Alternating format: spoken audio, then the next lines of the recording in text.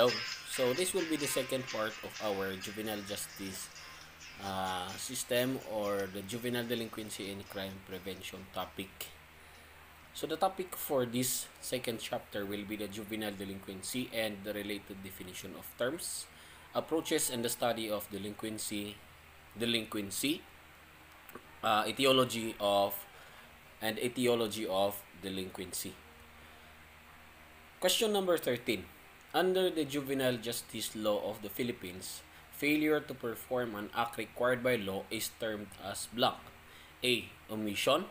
B. Commission. C. Crime. D. Delinquency. And E. Juvenile.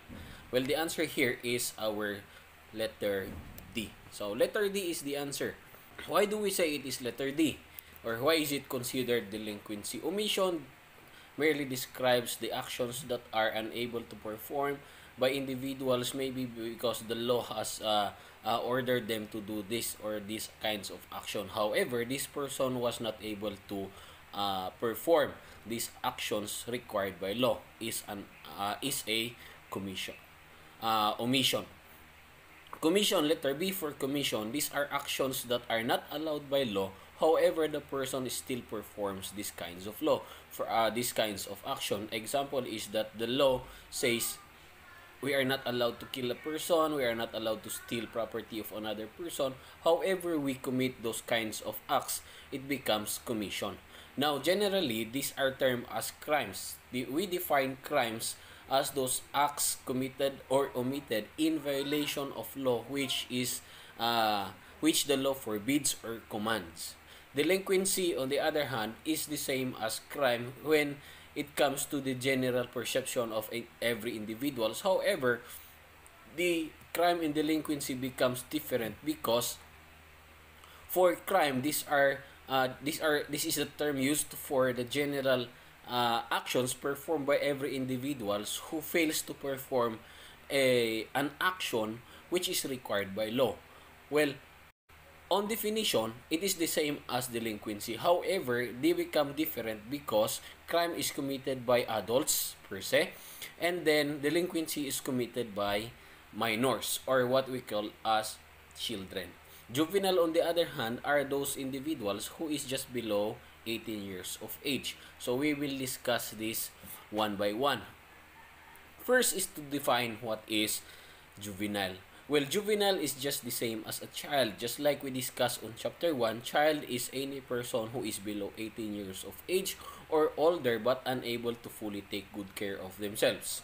Now, these people are young. These are young people regarded as immature, or one whose mental as well as emotional faculties are not fully developed, thus making them incapable of taking full responsibility of their actions.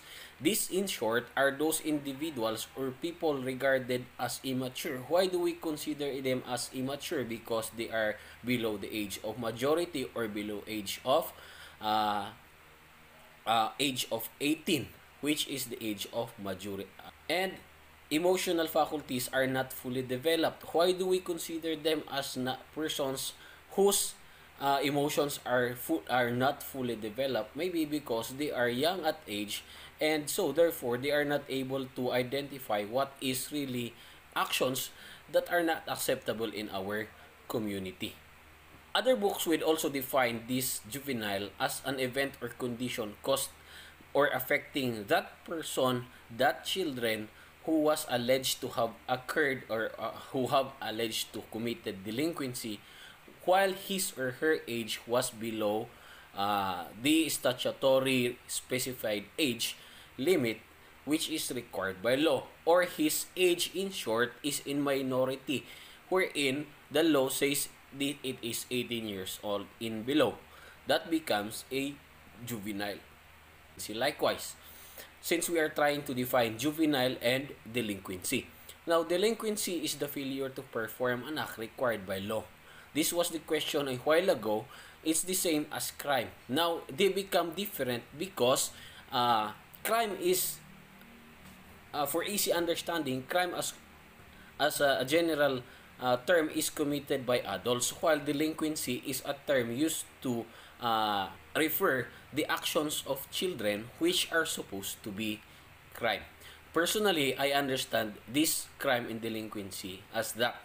So, it is likewise the non-performance of a duty or obligation that is mandated by the existing law. Non-performance, which is the same as omission. Performance of an act which is ought not to be done is considered commission. Okay? Remember, the crime is defined by our books as commission. Okay? Remember, the crime is defined by our books as an act committed or omitted, yan, or perform or non-perform, or these are by omission or by commission, which the law requires it, or which the law orders us to perform this. Delinquency refers to any action, of course, or conduct that deviate from the acts approved by the majority of people. Another books would say these are any misconduct or misbehavior that is tantamount to felony or offense. So that's it. When we simply say crime, these are acts committed or omitted in violation of law, forbidding it or commanding it, but they are committed by adults. On the other hand, delinquency, it is the same as crime. However, it becomes different because these are committed by children or minor or juvenile. Now, we define these two terms and then join it as one. So, it will be defined now as these are large numbers of disapproved behaviors or unapproved, non-approved behaviors of children or youths, which is anything that youth does which is offendable or offensive to other people. It is likewise refers to any misbehavior or deviant behaviors committed by children, such as those minor offenses or misdemeanors in an offense if committed by adults. So you can see here, it refers to any actions or conduct of children or youth that are not conventional, not accepted, or not normal to any other people. In short, these are crimes that are committed by minors. It is juvenile delinquency. So, juvenile delinquents is the term used to identify these persons who committed juvenile delinquencies. They are considered juvenile delinquents. Now, we need to group this into three. So, first group is the children aging below 9 years old.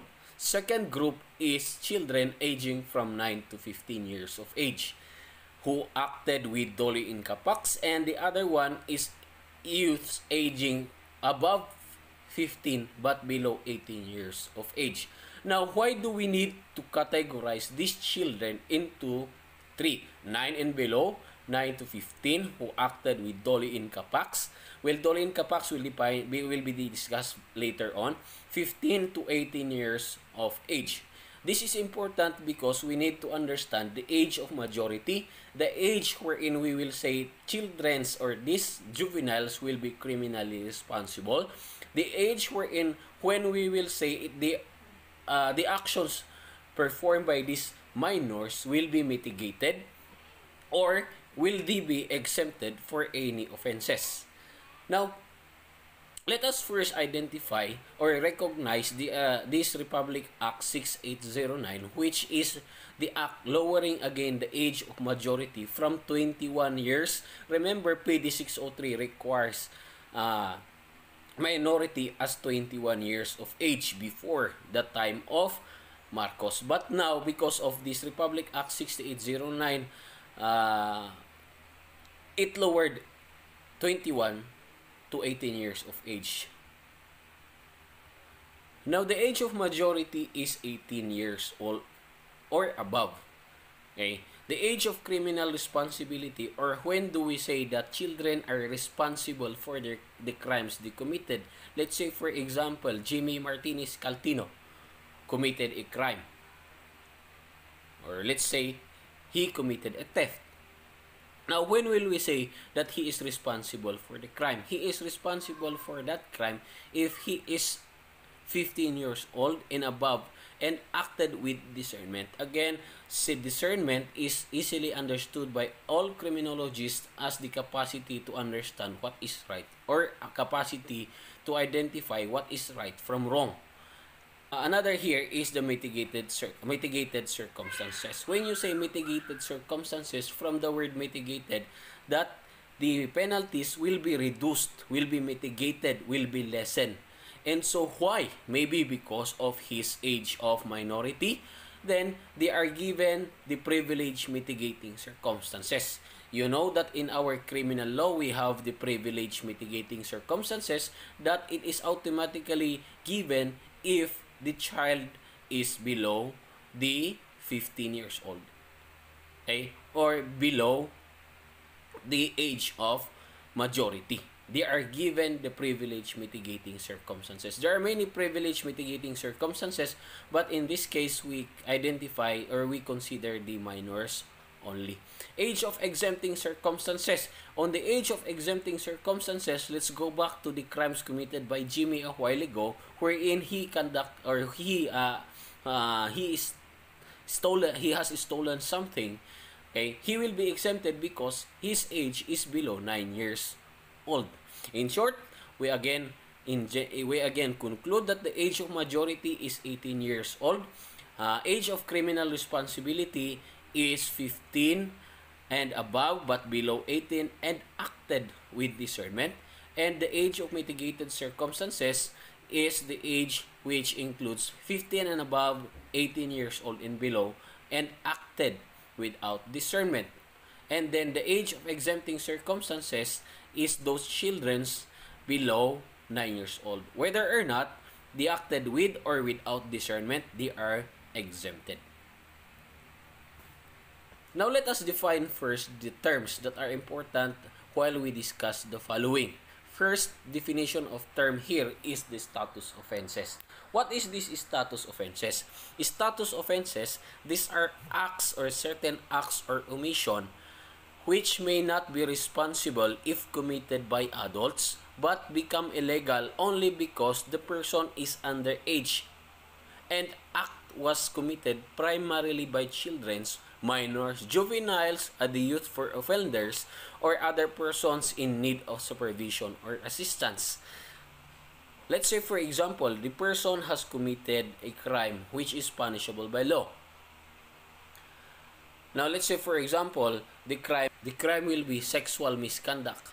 On the sexual misconduct, if this is committed by adults, let's say, for example, this boy, or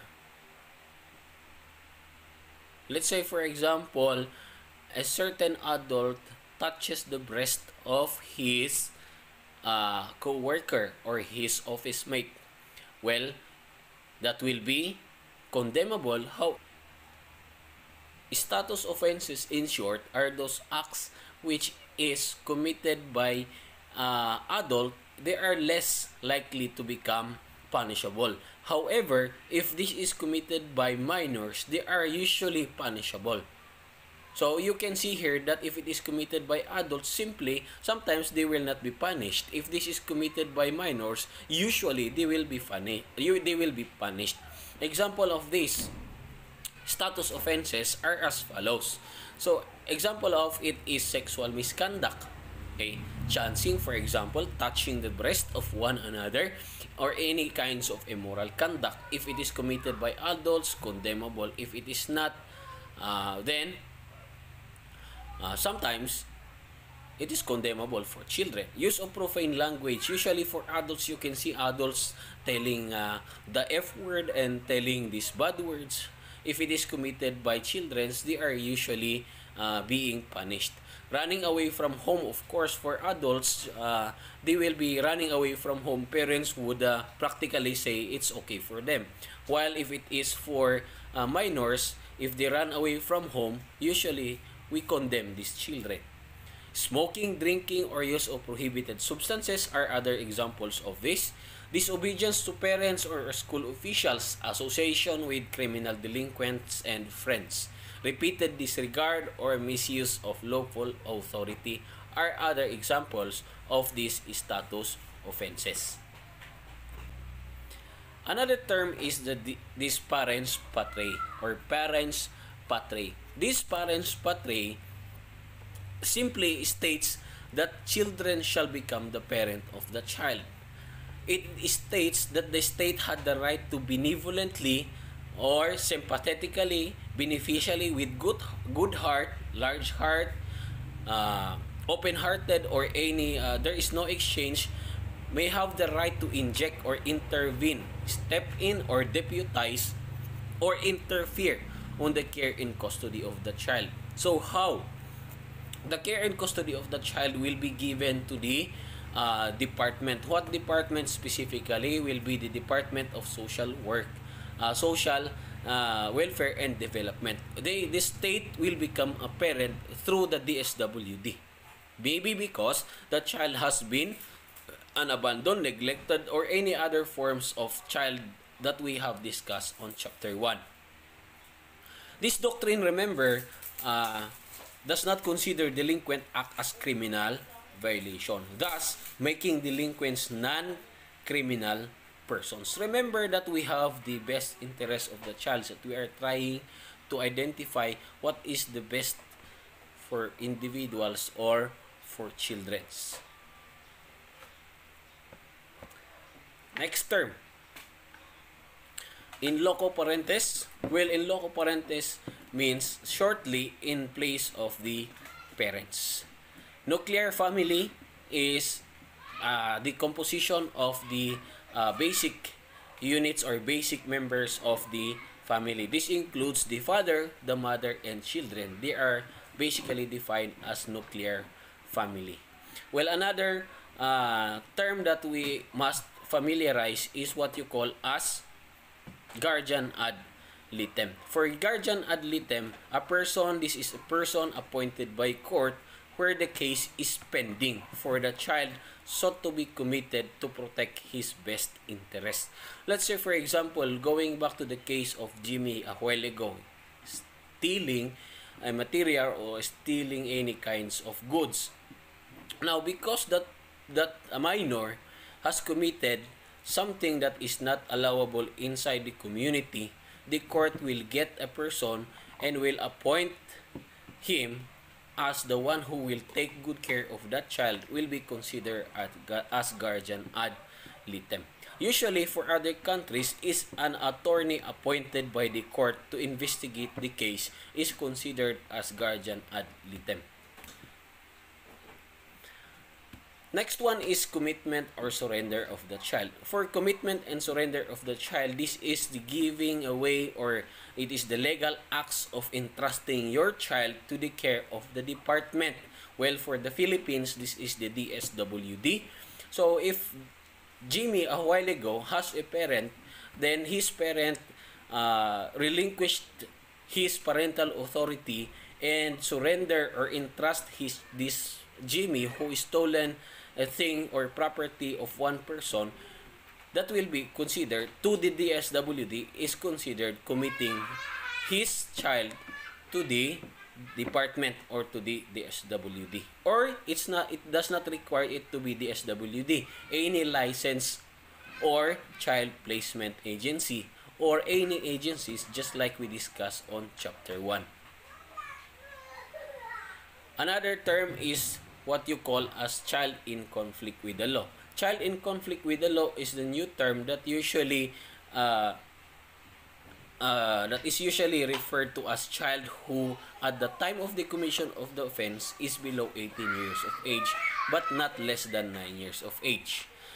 PD 603 defined youthful offender as the one who is over but not under 21 years of age at the time of the commission of the offense. But again, this is amended.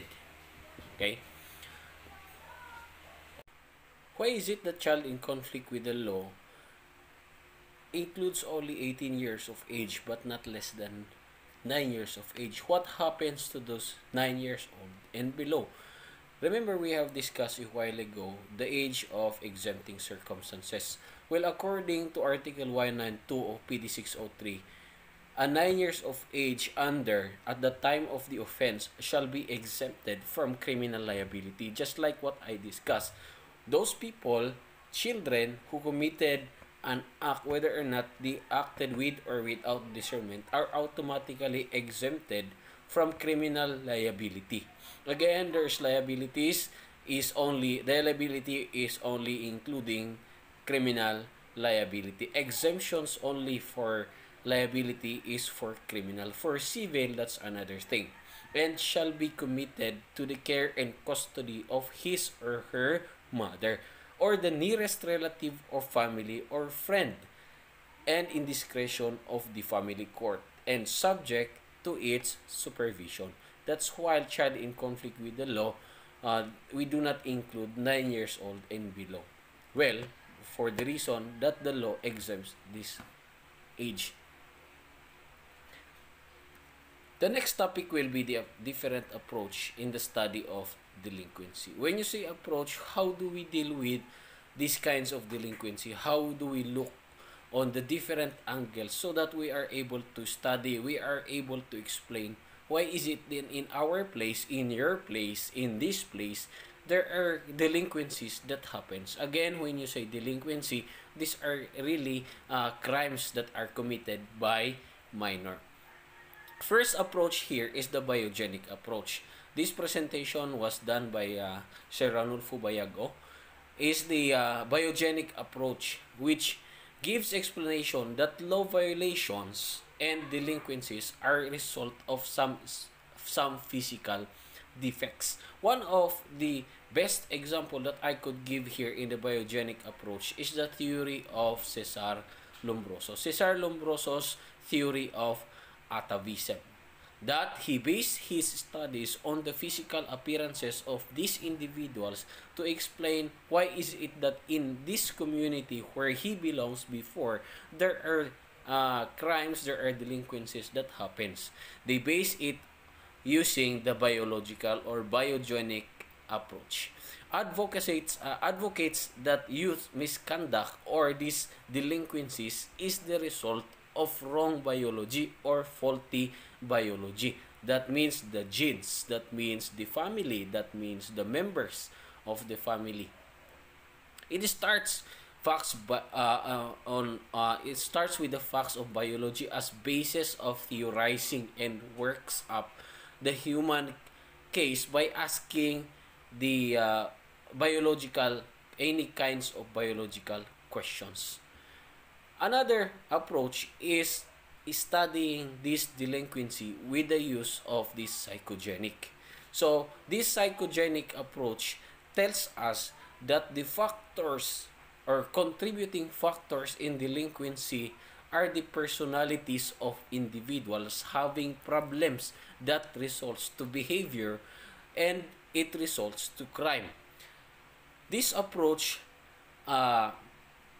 perspective is to identify the patient with psychogenic disorder as a patient who is composite of personal vulnerabilities and strengths but affected with diseases or struggling through life events or motivated to behave for various reasons. So they look at the personalities of individuals that causes to commit crime. Last approach is the sociogenic approach.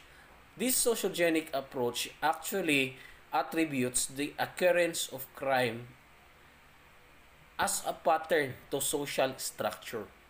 That means the society is being blamed. Why is it that in your community there are crimes, there are delinquencies?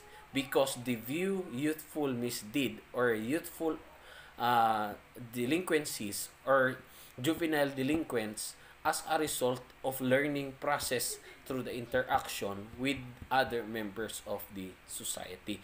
The very popular example here is the differential association theory that explains to us that it is because of the process of communications that individuals are able to adapt behaviors of these different individuals.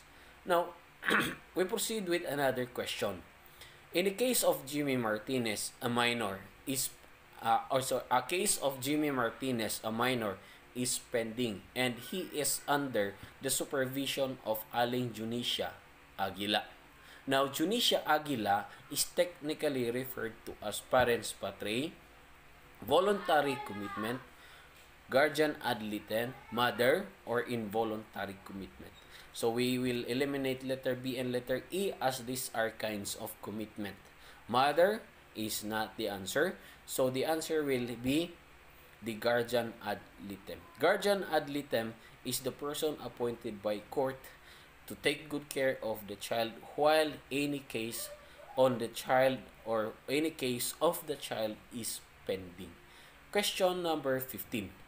Parens patriae means that the state had A. the right to adopt, the right to be malevolently intervene in the care and custody of the child, the right to benevolently intervene in the care and custody of the child, or all of this. I shall eliminate letter A and letter D. So the answer here is letter C. To benevolently intervene in the care and custody of the child. Malevolently is the antonym of benevolently. Number 16. Among the following does not belong to the group of status offenses. A. None of this. No smoking, drinking, use of prohibited substances, disobedience to parents or school officials, association with criminals or delinquents, repeated disregard of lawful or parental authority. So, which of the following does not belong is none of this. All of these are examples of status offenses. Again, when you speak of status offenses, these are acts that when committed by adult, okay, most often than not, they will not be punishable. But if it is committed by minors, usually they will be given an equivalent proper treatment or punishment. Number 17. So, guardian ad litem is appointed by blank. A. The DSWD, the Municipal Trial Court, the RTC, Court of Appeals, or the Supreme Court. The answer here is, honestly, it must be family court. However, we do not have family court, so therefore, family court is under the regional trial court. In areas where there are no family court, the regional trial court shall take charge. Number 18. If Jaime, a gay, and who just had his 15th birthday yesterday, burned the administrative office of our school, what happens to him? The answer here is he will be responsible for the offense if acted with discernment. Okay, that will be the topic for today. So again, the topic for today that was discussed is the definition of juvenile, the delinquency, and juvenile delinquency, other related definition of terms that will be used for this study, the approaches on the study of crime, we have 3, and then we will be discussing on the next video the etiology of delinquency. Do not forget to subscribe, like, or leave your comments for any informations that you need to be discussed or for the development of this review. Thank you and good day.